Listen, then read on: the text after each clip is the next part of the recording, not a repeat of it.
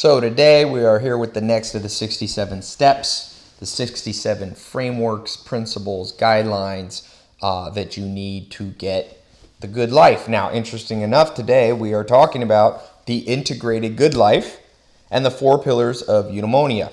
All right, so moving past a linear reductionist understanding of your life's work. What do I mean by linear reductionist?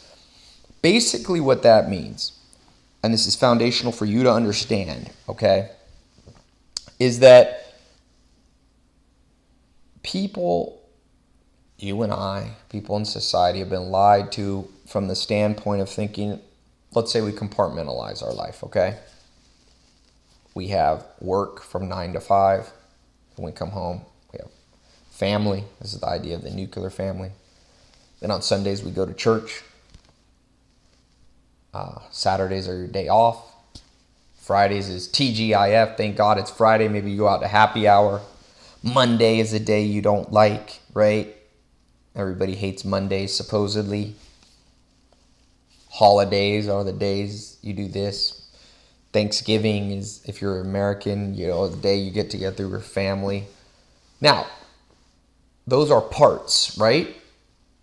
And a linear reductionist mentality is that you can break down something big into little parts and then add them back together and you get the same thing.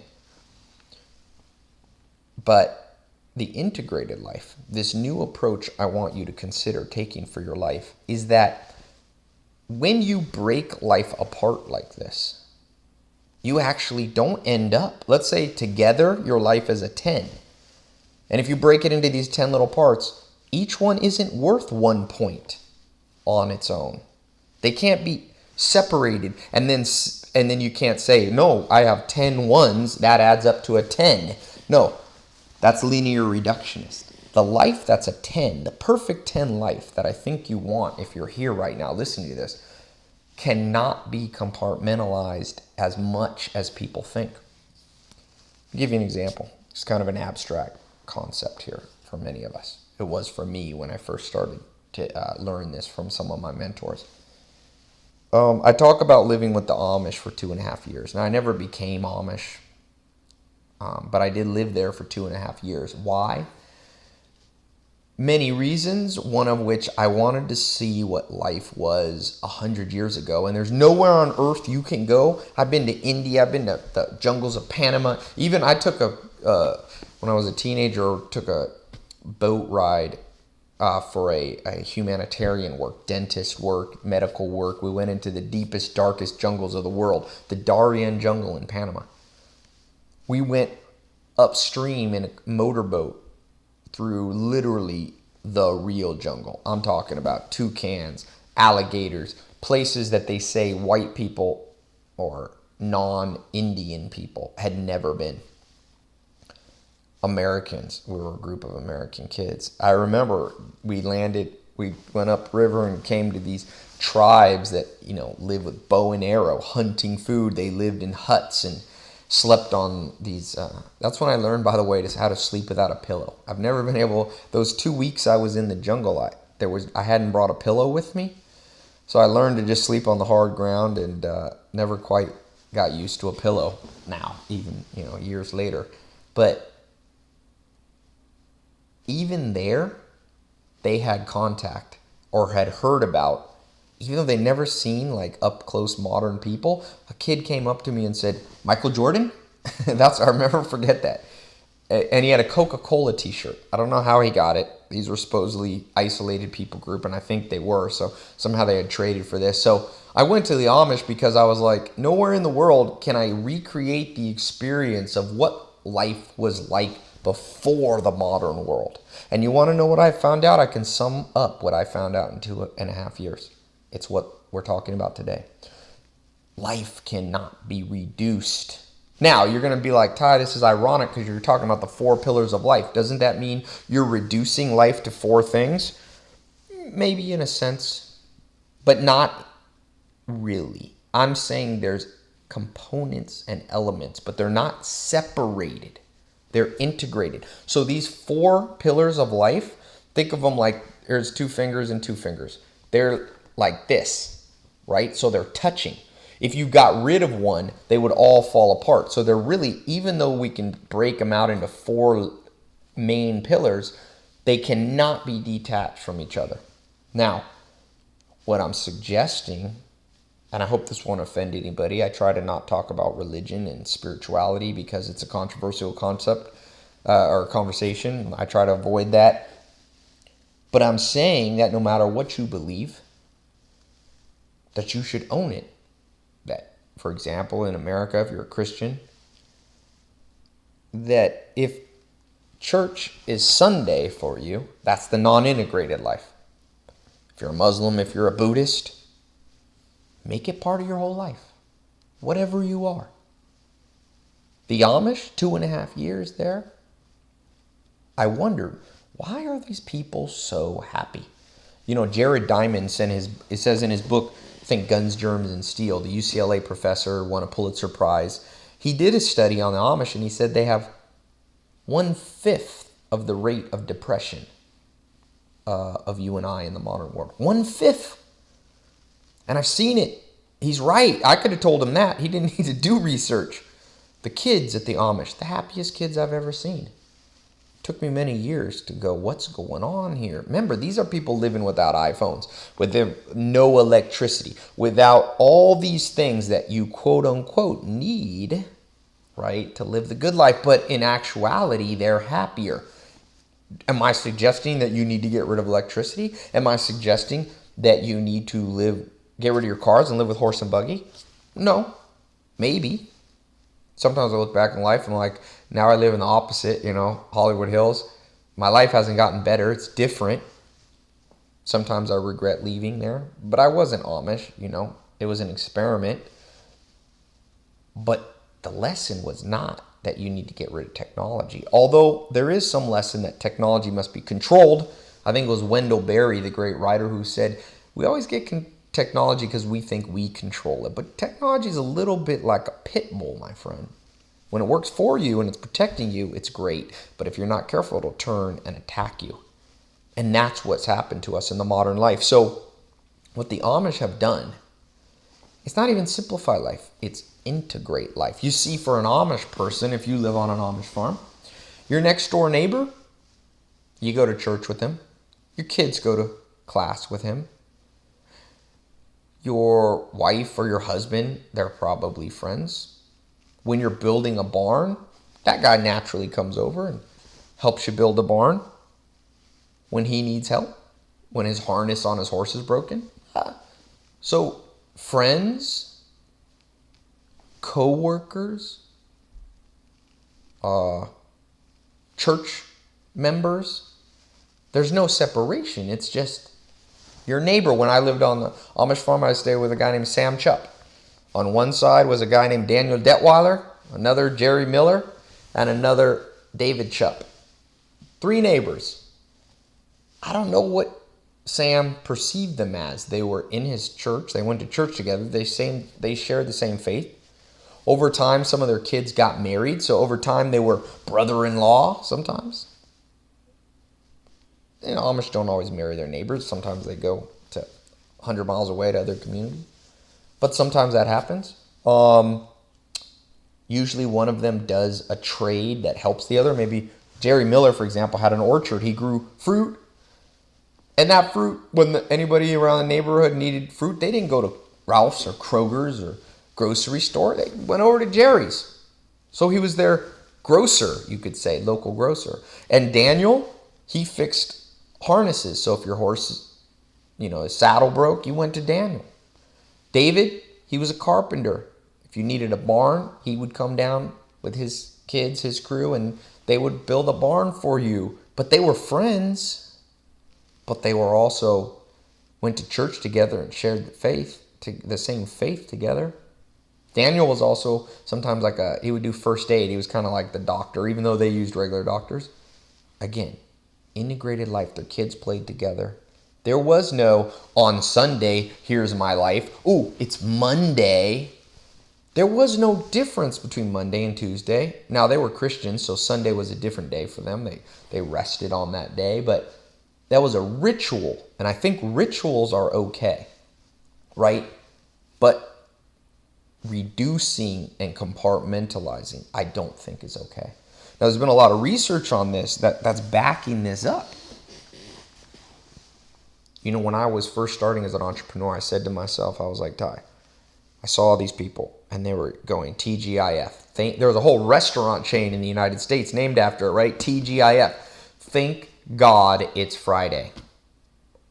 And I remember reading Garfield cartoons about how people hate Mondays. And I was a little kid and I was thinking, what kind of life is it that you are always looking forward to Friday as an escape from a job that you hate? And Monday is a day you're always dreading because you're going back to. I was like, you know what? This is how and I still to this day, this is how I measure my success. How closely I look at a calendar. I want to forget what day it is sometimes. And I was just talking about this book in the book of the day today, All Quiet on the Western Front. And Eric Remarque says a great quote. He says, we grow old only through memory, right? There's much too little forgetting. What he was saying is, when your life is stressed out by a constant low, behind the scene, cortisol-inducing level of stress from a memory or from an anticipation, oh man, I got to go back to work Monday. I hate my life. Well, I can tell you, my friend, under a brain scanner, you are experiencing low levels of dopamine. Children are happy, like the ancient spiritual saying goes. To inherit the kingdom, you have to be born again like a little child. The way that I see that is, what are little kids like? Every day is a new day. Every day's all integrated. They haven't yet separated life. Their mom's their mom, but it's not like it's family and you see family on Thanksgiving. The kid's just awake and it's life. There's no Monday is different than Tuesday. Now, I know it's naive to expect you and I to become little kids. We do need some schedule. There is some ritual, but to the extent that you can decompartmentalize your life, remove yourself from the quote-unquote nuclear family where it's husband and wife. You know, we look back at the 50s, for example, as this amazing time when everybody was happy, but it wasn't. It depends who you were. It's a very egotistical way of understanding history. If you were a black person, you probably didn't like the 50s. My grandma said when she came from Germany, my grandma's family were blondes. They were German, but they wasn't really black and white racism. Believe it or not, Germany, which had all this racial trouble, there weren't black versus white. So when my grandma was taking a bus with her mother, my great-grandmother, through Texas, they accidentally walked into the colored bathroom and they were arrested. And they were like, the police came and like, what are these blonde hair? What's this? My great-grandmother had blonde hair. What was she doing in the colored bathroom? That's how backwards life was in the 50s. So the 50s weren't necessarily better if you're a black person. They definitely weren't better in different parts of the world where you lived. And you know what? Even for the quote-unquote nuclear family, tremendous levels of depression. Women were stuck, married to men that they didn't necessarily, weren't treating them right, but you couldn't really get divorced. It wasn't the social norm. Kids were abused, and it was hush-hush, quieted. You see all these scandals with, religious leaders abusing children. That was happening in the 50s and 60s because you didn't talk about it. That was just a hush is the word understanding of civilization and how you cope. In the 50s, women like my grandma who wanted to get divorced couldn't, and men got trapped in these corporate jobs that you had to stay in for life that maybe they hated. It wasn't entrepreneurial like it is now. So look, let's cut the crap. The 50s nuclear family is a failed experiment, if there's ever been one. So you must decompartmentalize your life. Part of the reason I built I have some offices for different businesses I'm invested in, but I have an office in my house. Why? I just like waking up in the morning. Now I have it, thank God it's a little bit different it's in my guest house, so there is some privacy there. I'm not saying everything needs to be together, but there's a little bit of separation. There's not much separation there, and I like it. I have no commute. Jonathan Haidt talks about the stress of driving. He says no matter what, traffic will always make you stress. See, traffic comes from compartmentalizing your life and being like, in LA you see it. People live in Calabasas, but they go to work in Hollywood. They got to fight traffic 45 minutes. So there's tremendous practical implications of compartmentalizing where you live. John, one of my business partners, said, Ty, he found the secret of life is have everything within 2 miles of you. Your grocery store, your office, your dentist. He called it the 2-mile rule. I still live by that. I learned from John. He's one of, business partner, but also picked up things where he acted as a mentor to me. 2-mile rule, right? So that's an example of integrating the life. Instead of things separate, physically bring them together. Office, there. Now, some people say, Ty, I need my space. Well, it's interesting. I was reading the book, The Story of the Human Body by Lieberman, top Harvard professor, paleoanthropologist or something like this, evolutionary biologist. And he said, study insomnia. He has a theory that he's testing, or hypothesis, and he says the reason he feels like people don't sleep as well as they used to is that generations ago, people slept together. In fact, it was normal to have kids and dogs and everything in the bedroom all together, or not even bedroom, it was one big open space. And his conjecture, his theory, is that our mind has been wired and adapted. I call this the voices of 10,000 generations. There's voices in our head, both literally of people, but also what should be normal. He said he thinks people don't sleep as well because it's too quiet. So by the way, and you should try this if you never tried it. My mom got me onto this. I have a little noise machine and I play different sounds like rain and thunder. And now I can't sleep without it. I really feel it makes me sleep deeper. So there, a physical health application you see of compartmentalizing, linear reducing our life, my room, your room.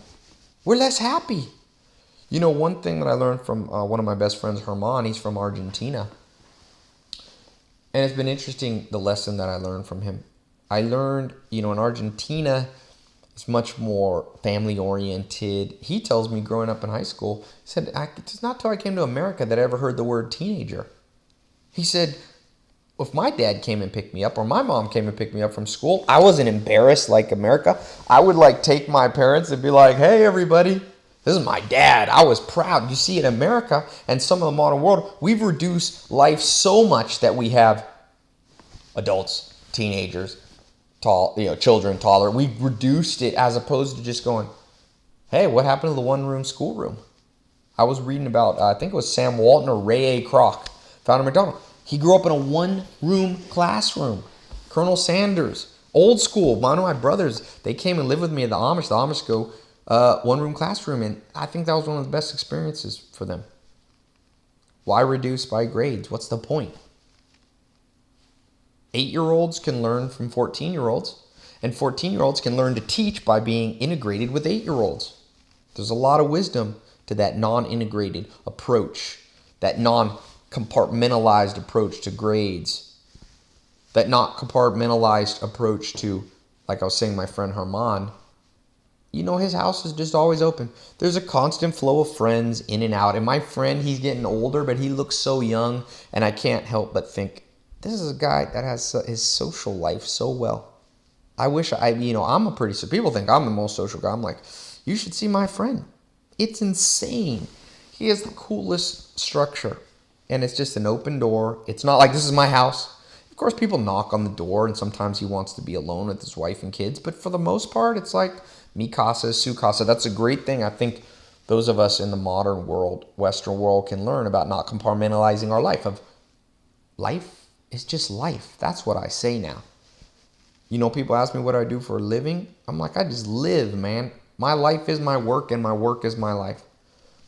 I talk a lot about what I don't like about approaches like the 4-hour work week, or people who talk a lot about vacation. To me, that's all a symptom of you doing the wrong thing. Why would you want to do something that you're only interested in 4 hours? First of all, no one ever pulls it off, really. And why would you always live for vacations? At best, I realized this when I was young.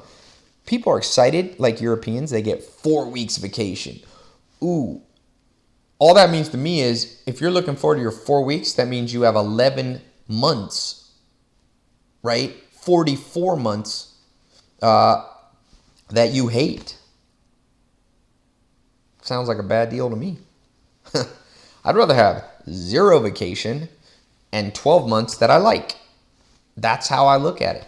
One of my friends has the 5th highest IQ in the world. He's an interesting guy, very wealthy, very successful. I had lunch with him down at Sushiya on Sunset Sushi Restaurant. And he said, I live life tied by this thing I call the 7 theory. Now, you might not agree with this, but it's an interesting thought. Whenever people 5th highest IQ in Guinness Book of World Record talk to me, I listen, even if I don't always agree. But he said, when you live life with too much ups, you inevitably have downs. He said, I'd rather just have every day be like a 7 or an 8. And I hope we can get every day to like a 10. It's probably not realistic. Freud said you wouldn't want every day, he didn't say the exact words, but he said you wouldn't want every day to be a 10 because you need some contrast, right? They call this there was an ancient thought, or not ancient, but there was, half a century ago, a thought experiment. It's called the hedonic machine, meaning if you could be inside a machine where you had continual bliss, pleasure, like an orgasm 24/7, you wouldn't want to be in it because you would forget what normal is. So good wouldn't, an orgasm wouldn't feel so special anymore. So in the same way, I don't know that you want life to always be a 10, and I think he probably was right. It's like, I'd rather have a life where every day is a good day versus I hate 11 months of my life and I just look forward to vacation. I love Europe. Europe has a lot of things better than the United States. They make fun of Americans for working too hard, and there's probably some truth to being a workaholic. But I don't know that the Europeans necessarily have a better solution. I think the Amish had a better solution.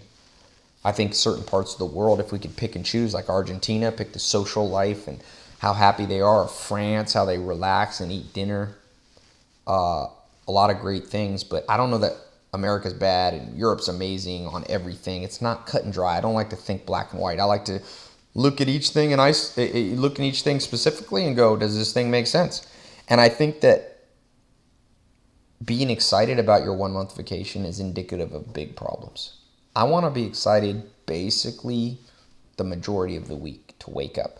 I call it tap dancing to work. We're going to talk about that in some of the other 67 steps. So if this is true, it's an experiment. Remember, this is 67 days of experimenting for you, of trying on new habits, trying new expansion, airy thoughts of your, new ways of thinking. If we say that the integrated good life is what we should be seeking, the non-reduced into its parts, what's some practical applications and what should we be looking for? Well, as I said, eudaimonia is this concept that some of the great philosophers, I think Aristotle was really the one, Socrates, Plato, these group of philosophers built upon this concept. And what that was it was the excellent life, the good life. And throughout history and time, I think every philosopher, for the most part, I think every religious leader, I think every humanitarian has been basically moving forward towards this good life aspiration. For you, I think I can guess what the good life is. I think it's health, physically. I think it's wealth, financially.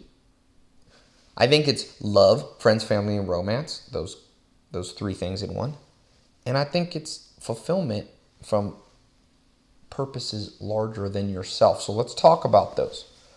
If we're gonna go with this theory that we're not gonna compartmentalize our life anymore, what are we gonna do instead? Well, we're going to heavily focus and measure every moment of our life according to how close we're getting to the integration of life and hitting on, imagine 4 cylinders, integrated life, all working together, health, wealth, love, fulfillment. They're not compartmentalized. For some of you, for me, why go to a gym? That's compartmentalization. Now, if you're a professional bodybuilder, serious athlete, I'm not anti-gym. But you should also have a gym in your house. I can guarantee you that right now. While you're on the phone, while you're watching TV, why not integrate the life? Like I think it was Thomas Edison said, everything comes to him or her who hustles while they wait. Sometimes now, I'll show you a video. If you look on my Instagram, I have some of my new office gym. I was like, why am I compartmentalizing life? Why do I have a gym and then, in one part of my house and my office in the other? So you're sitting too much in the, in the office. But then if I'm in the gym too long, I miss some things I need to do for my, business. So I'm like, integrate them, Ty. And boom, I came up with this idea. Should patent it, or trademark it, called the office gym. It's the best idea I ever have. It's a monitor, a little place to sit next to some weights. So as I'm on a phone call, I walk over and lift some dumbbells. We know, I was reading Tom Hardy's personal trainer here in Hollywood. Gets Tom Hardy in shape for Batman and all these movies. He said he found the best was not just working out once a day, but working out 5 times a day in little amounts. And if you've ever been around farmers, they are strong. My dad was a professional bodybuilder, and I introduced her to the Amish one time. He shook their hand. And my dad, by the way, was one of the top bodybuilders. He had the world record bench press back in the 40s and 50s, or 50s, I don't remember when. But my dad shook their hand and he said, Ty, those are real strong guys. I'm fake strong. I'm just bodybuilder strong. Those guys are strong. So you know why farmers are strong? Because they're doing physical stuff all day. They don't go to the gym from 7 to 8. Interesting, research, I think by the USDA or the U.S. government. I forget. It's not the USDA, but I think it's the National Institutes of Health. They found that if you sit all day in a cubicle, 8 hours a day, that even 2 hours in the gym won't offset the health problems. You see, you can't separate life. It must be integrated. Your physical health has to be integrated into your work. You see people now on treadmill desks, and I've built some of these. I sit on a bouncy ball so I can get my core strong while I'm typing. I have a treadmill. You can get a stand-up desk where you walk real slowly. They cost a few $100s now. Integrating work, wealth, that's the second pillar with health. The more you integrate, the happier you'll be. In biological systems in nature, people think deer live in the middle of the forest. People think that birds live in the middle of the jungle. Well, Joel Salatin, my first mentor, taught me something called edge effect. It's a biological term which says where different ecosystems meet. So where the forest meets some open grass and the grass also meets maybe a pond or a lake, the edge is where there's the most life, the most vitality, where they integrate, where they touch. So if this edge biological theory is correct, let's extrapolate and put that and integrate that into our lives. The intersection of where we can have a gym near our office, rest is something you need. People are always tired. I'm like, you should have near your office where you work, whether you work at home or someone else, a place you can exercise. But then, like Ben Greenfield, the author of Beyond Endurance, the best-selling book, and one of the top, I think he got voted top 100. I've had him on my show, top 100 most influential people in the health industry in the world right now. He's like, man, I wish I knew more about rest. Rest is everything. He's like triathlete and all this. So if you can integrate that into work, rest, that's why I say read a book, a how-to book every afternoon while you're taking your nap. It'll help you fall asleep, like Lieberman talks about. When we just try to fall asleep with quiet, we didn't evolve for that. We're compartmentalizing. That's linear reductionist. Now's my sleep. No, it needs to all be one. Now, there's practical limitations to this, okay? I'm not suggesting you sleep, work out, and work on a computer at the same time. But they also have these lying desks where you can lay back, put your feet up, which is healthy to do, they say, each day. Takes the blood, changes the blood, the blood pressure in your legs, there's some health value there. You could be working and doing that, right? People have asked me about social life. I get guys sometimes are like, hey, if I work hard like you talk about, if I put in these long hours, how will I ever date somebody or find someone to date? Well, I'm like, that's linear reductionist. You're sabotaging yourself, man. Why can't you work and through your work, edge effect, bump into people, make your job or integrate your job into some social stuff? Doesn't even have to be dating people that you work for. Maybe pick an industry if you're an entrepreneur that get you around people. My friend Giorgio Bataxia is one of my mentors in nightlife, and he owned restaurants. He told me, he's like, I got restaurants and I love them because I meet people, and there's something special about how people open up to you when you serve them food. So he had an integrated life. He had the third pillar of life, which is loves, friends, family, and romance, all came from his second pillar, his wealth. They weren't compartmentalized. They were one. And to the extent he did that, his happiness increased. See, the sum of the parts can be greater. That's what you want, the synergy that you want, where 1 plus 1 plus 1 plus 1 plus 1, 10 parts add up to more than 10. That will bring you the good life. Integrate. Look for areas in your life where you're violating this, where you're separating. The fourth pillar, fulfillment, happiness. Martin Seligman talks about this. What brings you happiness and fulfillment, we know. It is being, and the third, he has the 3 levels. The pleasurable life, he says, is the least, bring you the least happiness. The second, I think he calls the authentic life, where you do something that's around your passions and your strengths, right? Where you reshape and recraft your life. But the third, he said, is the same as the second, where you reshape your life around your passions, but you do it for a social cause bigger than yourself. Humans are pack animals. You will never get away from that. Read the book by the other Lieberman, another Harvard professor, called Social. If you haven't checked out my books link, go to tylopez.com and click the books link, and you'll see the link on my site where I talk about that Social book. It's a powerful one. He says our brains are so hardwired neurologic, from a biological standpoint, that we will always need human interaction. So this fourth one, to truly be fulfilled, Mother Teresa talked about this. She said, I never got to meet her. I like to imagine sometimes when I read, they're talking to me. But when I was reading one of her books, I think I put it on my site, the link. She said, people in the modern world aren't happy because they're trying to be happy by getting stuff for themselves. Boom, bringing it in. She said, happiness is found in doing something for the larger good. It's interesting, even people that don't care about humanity and not a lot at all, gang members, okay? Why are gangs so prevalent in the world? Because you're part of something bigger than yourself. The mafia. If you watch Boardwalk Empire on HBO, guys like watching these mafia things, or Scarface, or, women sometimes wonder what's wrong with us. It's all that testosterone running through our veins. But being attached to a group, something bigger than yourself, even for criminals, is attractive. So how much more would it be attractive to you and I if you're doing something ethical? All that reward you want, and to do that, you're definitely going to have to integrate your life. Like I said, for the Amish, they're Christians. To be Christian is to be Christian every day. Sunday to them is just a ritual, a reminder, but they don't go out and drink Monday. I'm not saying there's anything wrong with drinking. I'm not that judgmental, really. But to them, if they say they're a Christian, then Monday's the same as Sunday.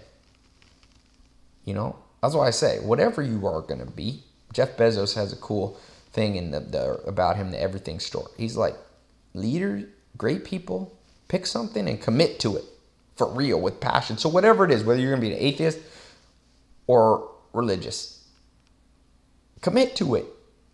Make it part of your life. Integrate your life. Don't compartmentalize that part of your life. Wealth is the big one, And I think love, too, where people get this wrong. People really separate out. It's like even more now with online dating. It's like, okay, here's I'm going to date. Here's my website to date. And here's my everyday life. Well, there's truth. I invest in online dating sites. Many people find love through them. But it should only be one strategy that you use socially. You should be meeting people through friends.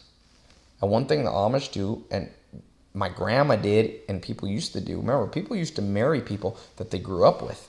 Integrated life. Somebody who had been a friend of a friend, or a family friend, or you'd gone to first grade together in second grade. And interestingly, statistically, I read this, I think Dr. Martina Adshade, the economist, talks about this. People who stay married the longest, the number one category in terms of where they met was old childhood friends. Jonathan Haidt told me this, it's called companiative love. People have been through the fires and rigors of life together, and the traumas form deeper bonds. So even there, separating your life, like, no, I going to marry somebody from over here, a website that I've never met, that's unintegrated, and I'm just going to walk in. This is what Hollywood tells you. You're going to be at Starbucks, and you're going to drop your bag, and some guy's going to come behind you, and he's going to be like, oh, you're knight in shining armor, and then life lives happily ever after. That's a mirage for most of us. The truth is, love, relationships, social comes generally through integration. You know, I've had family that I work with, and I still do. People often say, oh, stay away from family. Well, I've had some ups and downs with family, but I'm still committed to it. I don't know that everybody in your family is a good personality fit, but a lot of people go away, shy away from working with family. I'm like, why? You know, if you have a big family, doesn't mean you have to partner with every brother and sister or every uncle, but you find the one that has a common vision with you, and what's greater than that? Or for me, not just physical blood family, but what about like Jeremy, who works for me? We've been friends since we were 2 years old. We met. Our mothers were friends. And there's a deep bond, and why not work with him? People say, well, look, if it goes wrong, it can go wrong. There is that risk. But I tend to not like this separation stuff. This is my friend, and I only hang out with him in the weekend. Why can't I see Jeremy every day? It makes me happy. We've been friends since we're 2. Your dopamine goes up when you see people that you already know. Trust factor is something. I was reading Hillary Clinton's book, Hard Choices, and she said she used to sing this quote, I don't know if I'll remember it, from the Girl Scouts. And it basically said, make new friends and keep the old. One is good and the other is gold. Meaning, the same thing, Amish guy, William Yutzi, I hadn't seen him for many years. I went up and visited him in Wisconsin, and I walked in, and he said, you know, Ty, I've been making new friends. And he said, good, new friends are good, but old friends are better. Right? There's an integration value there when your friends aren't compartmentalized either. Every area of your life needs to be, especially those 4 big areas. Over time, remember, make haste slowly, be quick but not in a hurry, as John Wooden said. You don't have to change your life tomorrow. You don't have to quit your job tomorrow. You don't have to change your social circle tomorrow. You don't have to put a gym in your house, $10,000 gym. You can start slowly, but you can make a change today. Be quick but not in a hurry. Make haste, act immediately. Maybe go out and buy, I think Tim Ferriss, those of you who like Tim Ferriss. Some people think I'm negative on Tim Ferriss. I'm not. A lot of stuff I agree with him. I don't particularly like the 4-hour work week mentality, but I like some things he wrote, especially in the 4-hour body. He talks about getting a kettlebell. You know, you can buy a kettlebell for like $10, $20. And that thing, you can do lots of different exercises, shoulders, squats, all this stuff. And you can sit that next to you while you're, you know, cooking in a kitchen, taking care of your kids, working on your laptop. Stand up every 5 minutes. Integrate your life, your body. Remember what that personal trainer of Ed, Tom Hardy said. Not Ed Hardy. I almost said Ed Hardy. Tom Hardy said, working out 5 times a day gets his clients, these top guys, movie stars, in better shape than just compartmentalizing, okay, this is where you work out. Now, once again, let me talk about the practical applications. You don't need to beat yourself up if you can't integrate everything in your life. What I want you to do in these 67 days is just begin to ponder, begin to form some habit and start some momentum. Over the next 18 months, though, as Peter F. Drucker talks about, 18 months is a good time frame. It's not too short, not too long. You can begin doing some things. Building a real gym in your house. Maybe changing occupations. Maybe you don't have to quit your job, or maybe you do, but maybe you get a different department, something that's more integrated with what you like, that puts you around people that you want to spend time with all the time. Remember what Pablo Picasso says, we're going to talk about that later, avoid the dichotomy, where you do something you don't love in order to make money to do something you want in your spare time. He said, make your spare time the same as your everyday time. He loved to paint. It was his life. He hung out with painters. I was speaking at a conference in Vegas for men, 300 men for this company. Their top clients came in, and I talked for 3.5 hours a couple days ago. One of them came up to me afterwards, and he was like, man, I'm single, and how do I follow all this stuff? And I said, man, you need purpose and vision. And we're going to talk about that in another one of the 67 steps, how to find your destiny, your Eulerian destiny, I call it, your integrated destiny. That's not for today. But I said, once you find that, you're going to be able to integrate your life. And I said, what do you like to do? And he said, tennis. said, well, what do you do now? I said, well, I sell shoes at Nordstrom's.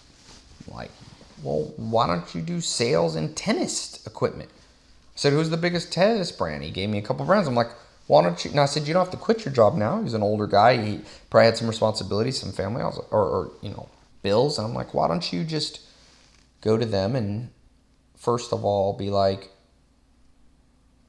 or not even tell Nordstrom's once a month on a Saturday, go work at a tennis place as an intern. And then over time, show them you have skills. The next thing you know, now your life is integrated more with tennis. And I said, what are you doing for physical health? And he was like, well, I was doing yoga, but I didn't really stick to it. I'm like, play tennis. And he's like, yeah, okay. It was like I know it seems obvious, you might laugh, but I bet you if you dissect your own life, you'll think of stuff like, duh. I mean, I don't know how many people I meet that are like, I like to write. I'm like, do you ever write at work? No. I'm like, well, why don't you either switch positions at your work or get a new job that you do what you want, writing. Do what you like. He was asking about, well, who should I date? How do I find dates? I'm like, why don't you play tennis all the time? Then you meet girls at the tennis court or tennis club. Those are the ones you date. See, once you know your business destiny or your Eulerian life destiny, then you can focus and also bring everything integrated into one. I said, make your whole life tennis, man. Why not? Some of the happiest people I meet have the most integrated life. Joel Salatin, farmer. He literally tap dances to work. He was here at my house and he was telling me, he's like, Todd, I don't even know how people sleep. There's so many cool opportunities in life. I like that attitude. So excited about life. He has a glow on his face. Warren Buffett, I tap dance to work. He loves investing money. Loved it since he was 7. That's all he does. Read, be around other people who like that. That's his thing, Maybe he gets his exercise walking up the stairs. I met George Karl. Some of you might know him. He's a basketball coach, was voted NBA Coach of the Year, played in the NBA, played pro basketball, coached everybody from Michael Jordan in the All-Star game all the way up. He's one of the most winning coaches in history. He was at my house the other day, and I was talking to him, and we went out to dinner, and he got this big smile. Now, he's like in his 60s. This big smile on his face, and I was like, what are you excited? He goes, Ty, tomorrow I have a game against the Lakers.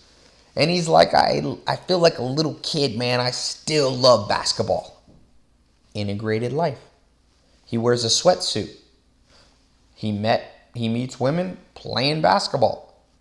All his friends related to basketball. His fulfillment in his higher purpose is taking these group of people and, coaching them, mentoring. He's a happy guy. He's got wealth from it. He's healthy, healthier than normal. He's got social and he's got fulfillment by integrating his life, and you can see it on his face. I mean, if you've never seen it, and I think most of us have forgotten, I can go down in the regular world. I traveled to Vegas, and I was on an airplane, and I was like, just looking around the faces. And I could see everybody's there to go to Vegas to forget about their horrible life. Not everybody, but many people. They save up their vacation days, and they're like, I'm going to get all my happiness right now. And you know what? It's an illusion. They don't get it because they've compartmentalized their life. You must integrate. Step by step, slowly if need be, but never losing track of what the Amish have known all along, what my friend from Argentina has known all along, what Joel Salatin and George Karl has known all along. The less you look at a calendar, the less you say, these are the days that I meet with my friends, these are the days I do my work, these are the hours I do my workout, these are the times that I do my charity work and my church work and my altruistic stuff, the more it's like all kind of together bumping into each other, you'll get that biological edge effect. Happiness, dopamine will increase, productivity will increase, focus will increase. Many people aren't focused because their life's too scattered. Again, there's nothing wrong with ritual. Your birthday's a ritual. There's nothing wrong with celebrating a special day once a year that you look forward to. There's nothing wrong with Thanksgiving if you're in the U.S. or your national holiday. I was in Norway when was it January, I think, when they have their this skiing thing. Can't remember. Holmenkollen, it's called, where everybody goes out and it's like an Olympics cross-country skiing. It's a ritual. That's not bad. Where it gets bad is where you sacrifice today because you're looking for tomorrow. Like you work at a job you hate so you can save up enough money to take your kids to Disneyland once a month. That's no good. If it's a ritual and it's a cycle and it's not too often, right?